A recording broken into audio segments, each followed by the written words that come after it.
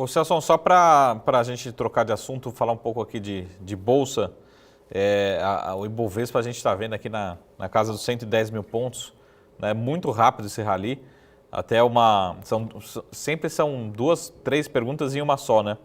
Mas primeiro, a gente está vendo essa entrada de estrangeiro, ninguém sabe o que ele está fazendo aqui, mas estão comprando.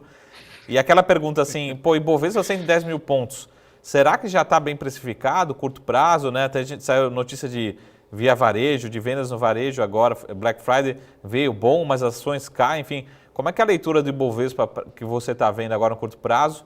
E olhando um pouco para 2021, tem algumas corretoras já soltando, será que a gente pode ter mais um ano, como você falou, a gente talvez caminhe até para um 0 a 0 esse ano aqui, mas será que a gente pode ter um potencial de valorização para o Ibovespa, olhando para as empresas, enfim, para o nosso cenário macroeconômico, 2021 bem saudável para a renda variável como um todo.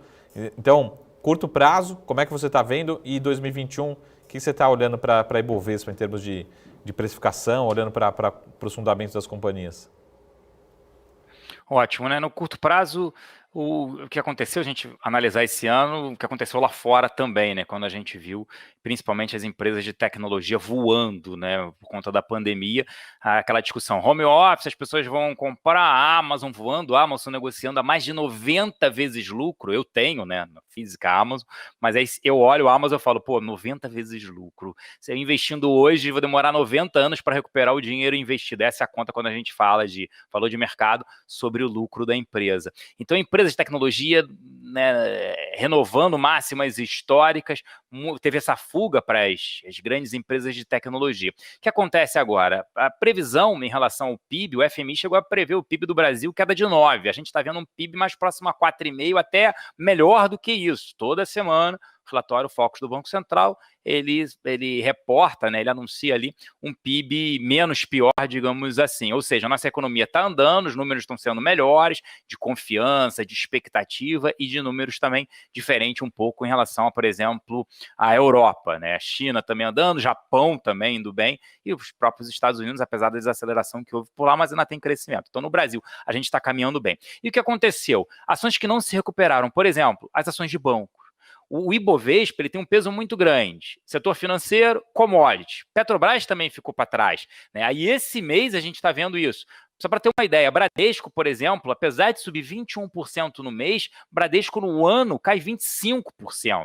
Uma Petrobras, por exemplo, que vem fazendo o dever de casa em relação a corte de gastos, toda essa parte de custos, sofreu com o preço do petróleo. A Petrobras, apesar da alta de quase 36%, em novembro, né, terminando hoje, ela cai 15%. Só a Vale, né, que aí a Vale já sobe 54% no ano e ainda sobe 30% agora. Então, quando a gente olha o setor, o peso do setor financeiro, commodities que ficaram para trás, né, houve essa rotação. Então, no curto prazo, muita gente saindo de growth, de ativos que subiram muito, que tem um forte crescimento, mas negociam múltiplos muito altos, indo para ativos com múltiplos mais baixos, setor financeiro, própria Petrobras, outras commodities, então o pessoal indo para real estate também, por exemplo, é um caso. Outro tipo de varejo, um varejo que ainda não tem ou é reduzida a participação online, shoppings, e assim vai com a recuperação da economia e com o afrouxamento, digamos assim, das restrições. Já vi vários aqui políticos que venceram, né, as prefeituras já falando que não vão fazer o lockdown, eles vão se preocupar em relação a número de vagas, né, no setor de saúde. Olhando para o ano que vem, como meu cenário base é um cenário de aprovação de reformas, a PEC emergencial, que é a mais importante, administrativa, tributária e privatização de ativos, até por conta do STF liberando, né, a Petrobras, que ela não precisa chamar o Congresso toda hora. Pô, Correios, não tem porquê, até a população já entendeu, já virou meme, né?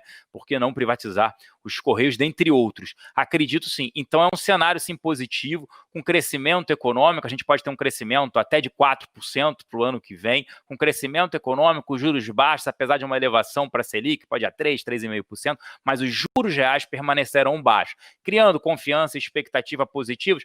As pessoas vão continuar consumindo, vai ter investimento para indústria para consumo, a atração de empregos, licitação, concessões acontecendo. Então, eu sou otimista sim. Se você falar em número, ainda acho que a gente pode zerar esse ano, mas vejo bem tranquilo aí, dezembro, não tendo nada prejudicando. A gente viu ali um ruído em relação a Estados Unidos, o Trump e China, mas ele sai agora, né?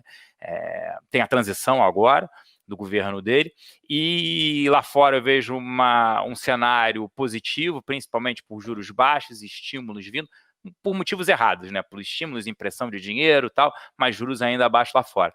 No Brasil, olhando o Ibovespa, se a gente terminar esse ano, digamos, a 115 mil pontos, um exemplo aqui, eu olharia o Ibovespa para o ano que vem, 130, 135 mil pontos, podendo até surpreender positivamente, se eu fosse